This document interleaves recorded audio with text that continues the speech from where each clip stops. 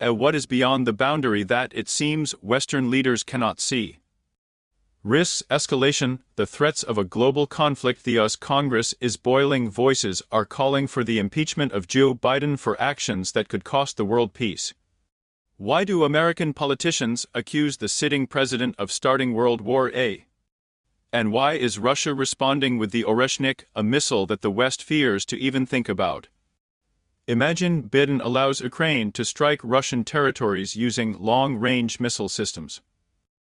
ATACMS, HIMARS, British Storm Shadow, all of these are in Kyiv's hands, and they are used to attack Russian regions. And what is the response? Russia delivers a powerful combined strike using its newest missile, Oreshnik. Vladimir Putin's comments sound like a warning to the whole world. If aggression does not stop, the response will be mirrored and decisive. The whole world is watching, frozen in place. American journalists and political figures are calling for the impeachment of Joe Biden, accusing him of creating conditions for escalation. Tara Reid, Biden's former assistant, speaks of a serious threat to humanity. This is a crime that requires immediate action. What does this nuclear game, which the leaders of nations decided to play, really mean? Why are Western countries willing to risk the safety of their citizens, dragging the whole world into a new cold or even hot war? Why does the President of the United States allow Ukraine to use such powerful and destructive systems to attack Russia? What might happen next if the world does not intervene, if there is no force capable of stopping this aggression? Vladimir Putin has already warned Russian missile systems will act in response to any threat. Against this backdrop, the Kremlin is updating its nuclear doctrine to adapt to current realities. Dmitry Peskov makes it clear, any aggressor must understand the inevitability of retribution. Have world leaders started playing too dangerous games?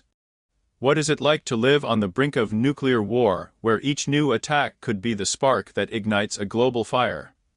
Are Western leaders ready? Are the people of Europe and the US ready to face the consequences of such escalation?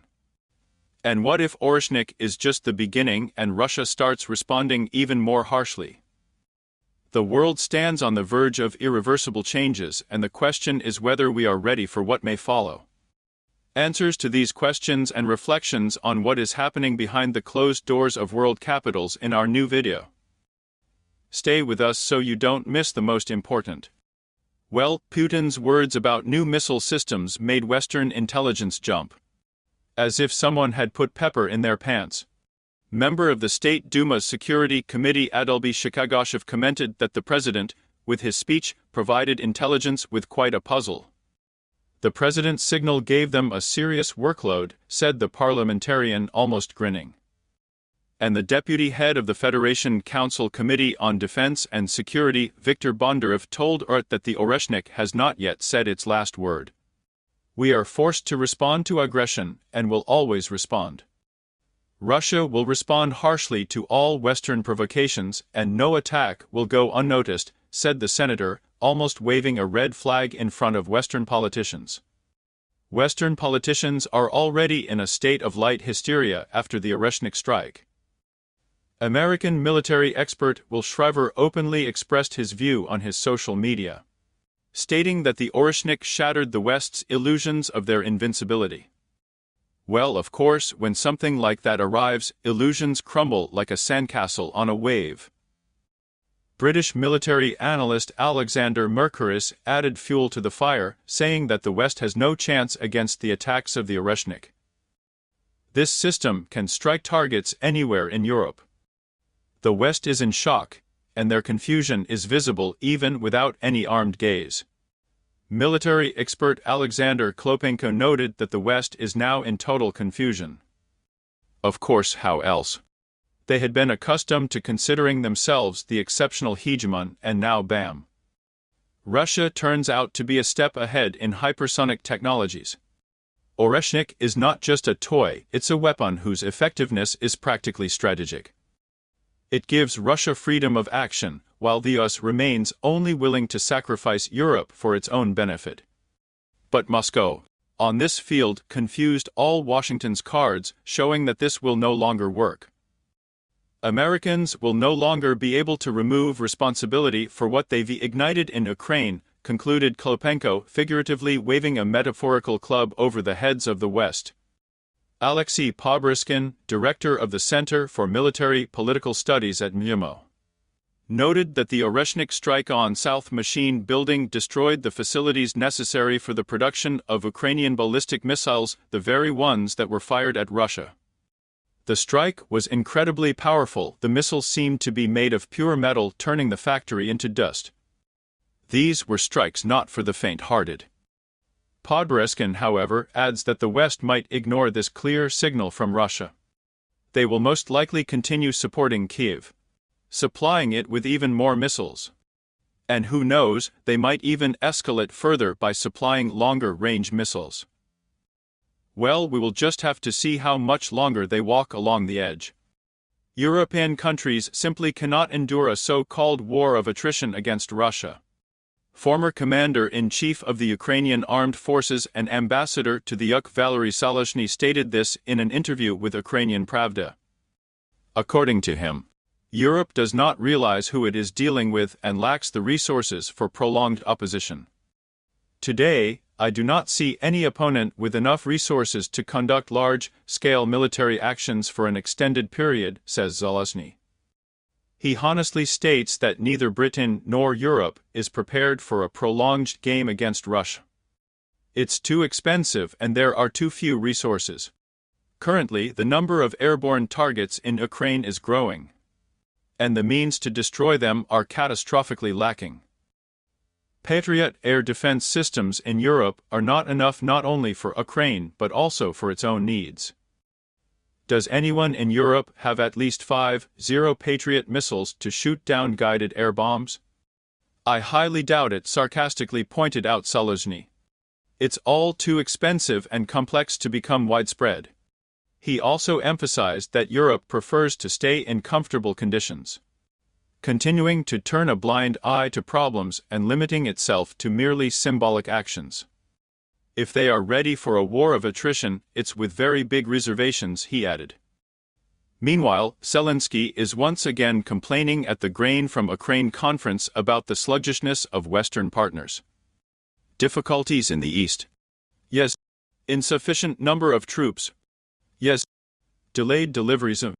Yes, says Zelensky, trying to extract more support from the West. Western countries are also beginning to feel the pressure. They understand that producing weapons in the necessary quantities is not happening. Europe is unable to provide Ukraine with all the necessary weaponry, said one diplomat in an interview with the Washington Post. Even if Ukraine tried to establish its own production, it would require materials and money that are not available.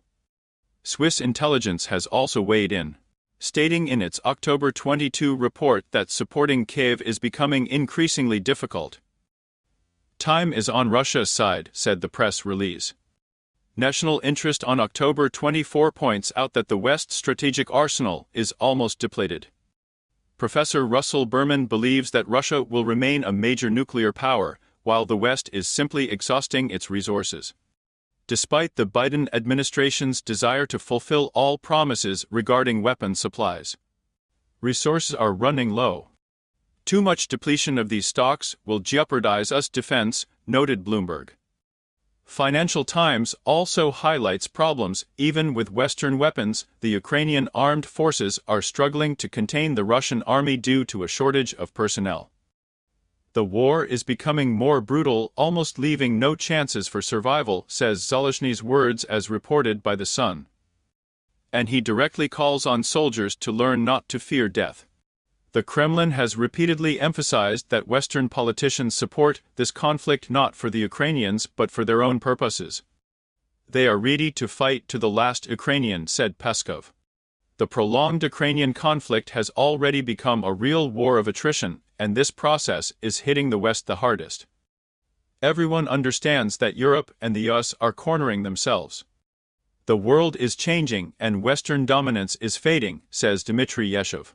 Europe is weakening and America is dragging it down, using the Ukrainian conflict as a lever to weaken the independence of the EU. Leading political scientist Alexander Dubček believes that the war in Ukraine serves the interests of the US and the UK, who are sitting far away and watching. It would be more convenient for them if Russian forces simply stayed put, but Moscow disrupted their plans, he noted. The West would like to continue, but they don't have many resources left, and abandoning the conflict halfway means losing face. Russia has always demanded a demilitarized Ukraine. There are people around Trump who might agree to this, especially if Russia breaks military relations with China, the article says. Moreover, it is noted that Trump may hold negotiations with Europe and the UK on the Ukrainian issue. According to the article's author, they might offer him something interesting. Specifically, among such proposals are trade incentives for the US, increased NATO spending, pressure on Iran peacekeepers on Ukrainian territory, and assistance in the upcoming economic conflicts between the US and China. The US Congress must initiate impeachment proceedings against Joe Biden for allowing Kiev to use long-range systems to strike Russian territory. This is the opinion of many American journalists.